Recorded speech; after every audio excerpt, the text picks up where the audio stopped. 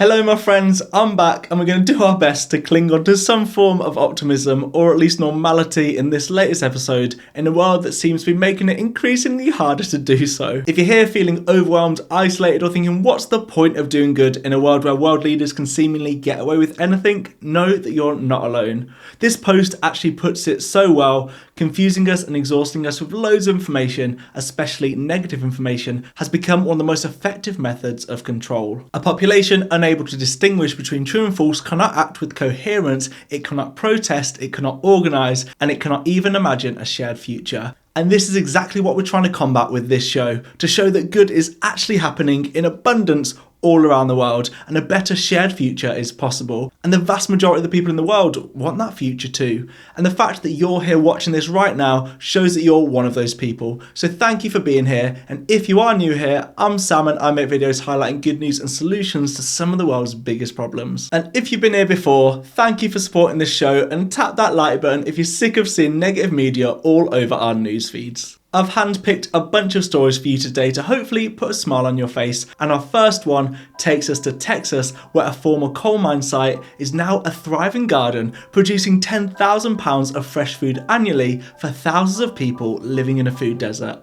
In Dewitt, Texas, NRG Energy partnered with Texan by Nature to transform land once used for lignite mining into the NRG Dewey Prairie Garden. The surrounding three-county area is a food desert where many residents live over 10 miles from the nearest grocery store, with food insecurity rates 36% higher than the national average.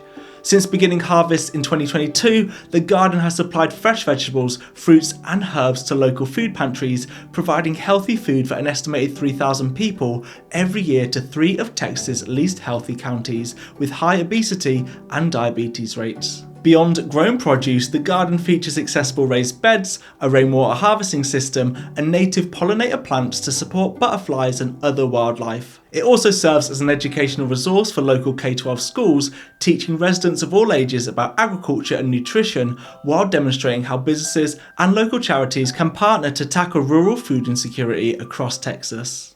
Austria is also joining the party in bringing back more greenery, as over in Vienna they're transforming hundreds of parking spaces into parks, bike lanes and community gardens, cutting car use by 37% since the 1990s. According to DW, the Austrian capital has more than 350 projects underway converting asphalt into green and public spaces. One central artery was transformed into a Dutch-inspired cycling street where 140 parking spots made way for 1.3 kilometres of bike lanes and plant life. Residents can even petition to convert individual parking spots into community gardens, outdoor dining areas and children's play spaces through neighbourhood oasis projects. The transformation is funded by a citywide parking system that generates €180 million annually, money that goes directly back into cycling infrastructure and public transit improvements, creating a safe sustaining cycle that's making Vienna greener, cooler and less car dependent. It was also announced in the last month that Oxford Street in London, Europe's busiest shopping street, is also set to put people first by becoming pedestrianised. But while many of the world's most famous shopping streets are being redesigned for people, they've also become symbols of something else: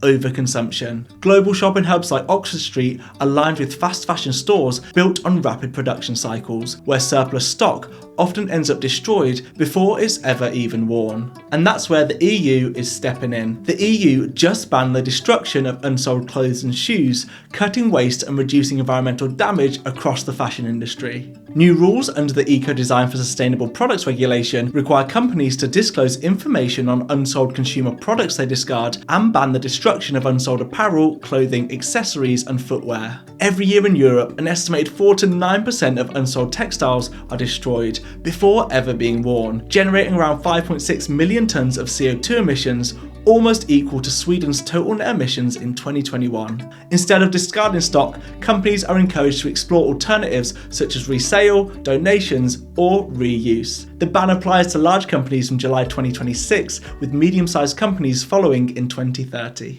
This next story takes us to South Africa, where I want to introduce you to the world's first all-female anti-poaching group. They're called the Black Mambas, and they patrol over 50,000 acres of Greater Kruger National Park, and since they started, poaching in their area has dropped by 63%. Founded in 2013, they rely on being present and catching threats early rather than using force, such as dismantling traps, recovering snares, and checking perimeter fencing, plus they patrolled completely unarmed. What makes this even more impactful is that the members are recruited from the same local communities that poaching gangs recruit from. This creates pressure within those communities to protect wildlife instead of poaching it. And their work goes beyond patrolling. They run a Bush Babies education program every week where they deliver classes on conservation to thousands of local school children. Up against as many as 11 active poaching gangs in the worst rhino poaching hotspot on the planet, the Black Mambas are proving that when you empower communities, especially women, conservation can change whole communities for the better. And that's exactly what's happening in one of India's coldest and most remote regions too, as a group of local women called Shenmo are protecting one of Asia's most elusive predators, the snow leopard, by tracking them with camera traps in Himachal Pradesh's Spiti Valley. They helped conduct a 2024 survey that found the state's snow leopard populations increased from 51 to 83, proving their conservation efforts are working. And I just wanted to drop a midway appreciation for my awesome Patreon and YouTube community who help me produce these videos and shine a light on people fighting for our planet. And for the price of a cup of coffee each month, you can help join the fight against all the doom and gloom, help me produce more of these videos and get your name in them too. If you want to support, just type this URL in or click the link in the description, or you can just scan this QR code right here. And if you don't want to leave YouTube, you can simply tap that join button down below and become a member over here instead. And if you don't have the resource for that right now, that's completely fine. Subscribing or commenting down below would also be fab. Now, something really cool is happening in rural communities around the world as women who've been excluded from formal education and employment are being trained as solar engineers so they can bring clean energy to their communities. They're called Solar Mamas, and after 6 months of hands-on training by Barefoot College International in India, they return to their villages and wire them up with clean energy. They learn to install, maintain and repair solar microgrids that replace polluting and costly kerosene lamps. Each village forms a local committee that manages a small household fee system to keep the solar systems running long term, making the whole model financially self-sustaining. So far, over 1,700 women from 96 countries have brought light to more than 1,300 villages, saving 45 million litres of kerosene annually. Kids can now read at night, women can gain economic independence, and communities are proving that you don't need formal education credentials to solve complex technical problems. It's tackling energy poverty and gender exclusion at the same time, and challenging traditional gender roles. And some other good news for solar, you may sometimes hear that solar panels only live for 25 years. Come here. This could be a tactic by the fossil fuel industry to keep us dependent on them maybe and stall progress for new and cleaner technologies. Well, a new study from Switzerland shows that solar panels actually last much longer. Researchers tested 6 solar systems installed in the late 1980s and early 1990s and found that most panels are still producing more than 80% of their original power after 3 decades. The panels lost only around 0.25% of their power each year, far slower aging than expected, meaning these solar installations could keep communities powered for generations to come. We got 2 stories left, and this next one takes us to Brazil, where scientists have unveiled a breakthrough treatment that could one day help reverse paralysis caused by spinal cord injuries. The research is being led by Dr. Tatiana Coelho, head of the Extracellular Matrix Biology Laboratory at the Federal University of Rio de Janeiro. That was a lot of words. After nearly 3 decades of work, she and her team developed polylaminin, experimental protein derived from the human placenta that acts like a biological scaffold. It's designed to mimic laminin, a protein abundant during early development, and when applied directly to the injured section of the spine, it forms a mesh-like structure that supports the rebuilding of nerve connections lost after injury.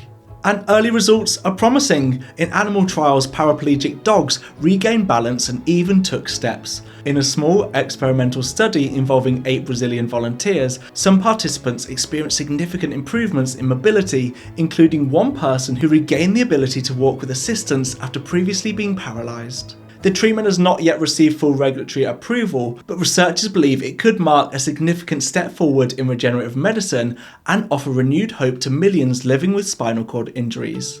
And for our final story, I want you to imagine a world where people could collect plastic waste and swap it for a fresh meal, helping to tackle poverty and pollution at the same time. Well, that's exactly what Buy Food with Plastic is doing in parts of Ghana, India and Nicaragua.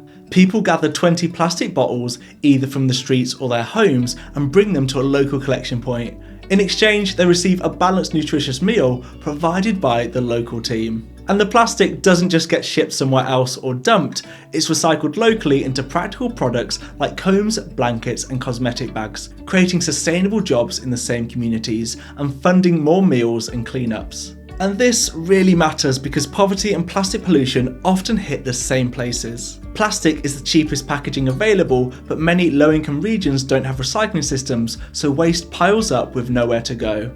But Buy Food with Plastic are already making a big impact. They provided 86,000 meals and recycled over 1 million plastic bottles so far.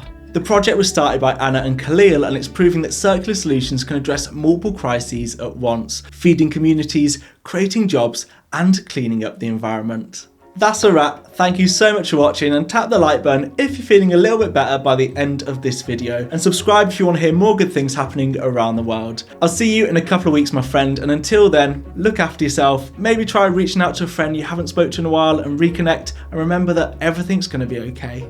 Bye!